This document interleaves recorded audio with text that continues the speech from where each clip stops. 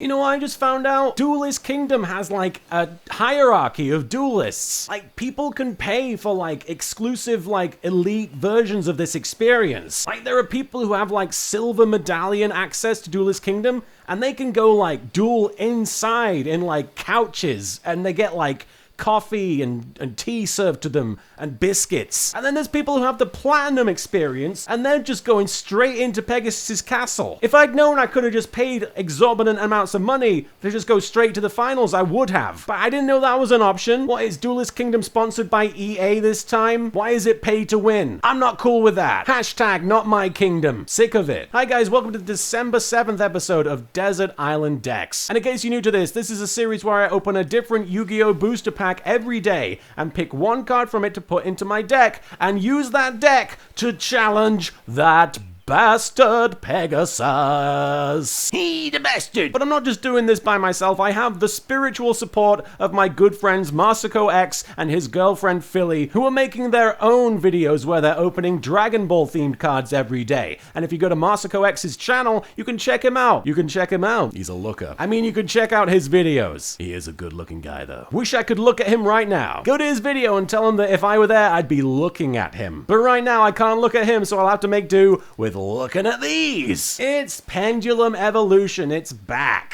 It swung right back around like any good pendulum should. And let's see what's in this thing. Let's open this sucker.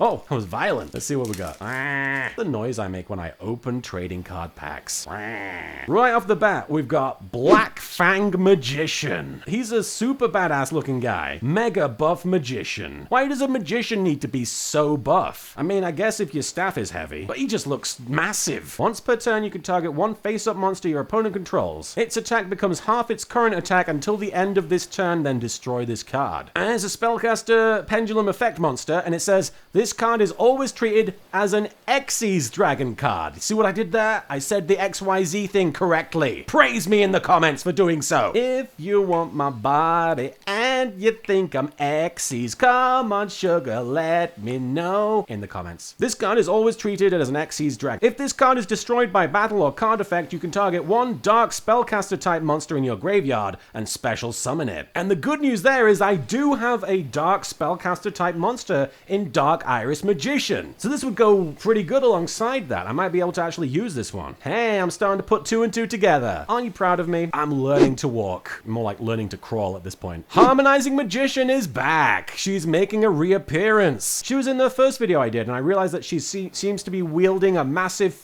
off tuning fork. That's what I think it is anyway. Yeah, because it's a spellcaster, pendulum, tuner, and an effect monster. So that checks out. When this card is pendulum summoned from the hand, you can special summon one magician pendulum monster from your deck in defense position. I have one of those as well. So again, these cards are starting to work in conjunction with each other when I look at them. I don't know if I'll be using this one just because she didn't appeal to me the first time. She seems a little more useful this time, but I'm just going to put her to the back for the time being. Pendulum Shift, the spell card. Target one card in either player's pendulum zone and declare a pendulum scale from 1 to 10. This turn, that card becomes that pendulum scale. I think I need to know about how pendulum summoning works before I understand what that means. But I do have a few pendulum monsters, so it might be useful to have that, actually. Ritual Beast Tamer Zephra Wendy. Zephra Wendy sounds like a name that would come up in one of those random name generators for a Dungeons and Dragons game. And there's an anime girl riding on the back of a giant pink dolphin. This is one of the most anime things I've ever seen. She's a psychic pendulum effect monster. Her attack is 1500 and her defense is 1000. When this card is normal or pendulum summoned, you can add one face-up Zephra monster from your extra deck to your hand.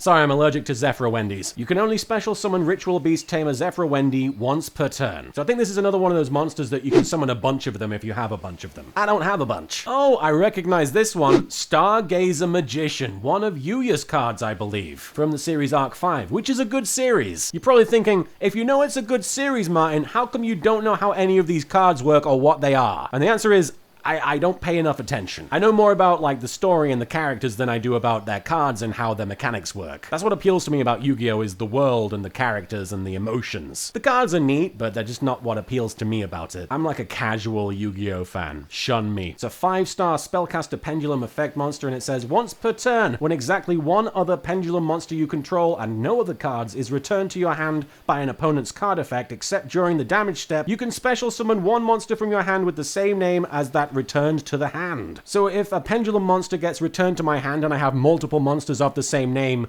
in my hand, then I can special summon the other monster to the field when that one gets sent back. It makes sense, I just can't use it, because I don't think I have any of the pendulum monsters with the same name. Just don't have enough. And then we're right back to Black Fang Magician, so this is a tough one, honestly. I think I'm gonna go with Black Fang Magician, though, the first one that I picked out, because he's a 4-star monster, I can summon him no problem, he's got decent stats, he's got 1700 attack and defense of 800, and he's an Xyz monster, and I didn't understand what they were before, and now I do. And if this card is destroyed by battle, you can target one Dark Spellcaster type monster in your GY. They actually wrote Graveyard here, I'm making that up, and special summon it. So that would be handy. I can use that effect. I can do things with this. I feel like I'm graduating from Yu-Gi-Oh! Duel School, if that's a real thing. So yeah, now that we've come to the end of the first week of December, I'm gonna go through my entire deck so far, and you can tell me what you think. Did I make the right choice? Do these cards work in conjunction with each other well? Do you think I'm gonna beat Pegasus? Do you think I'm even gonna get to the Duelist Kingdom finals? So the first one, we got Double Iris Magician, we got Soldier Dragons.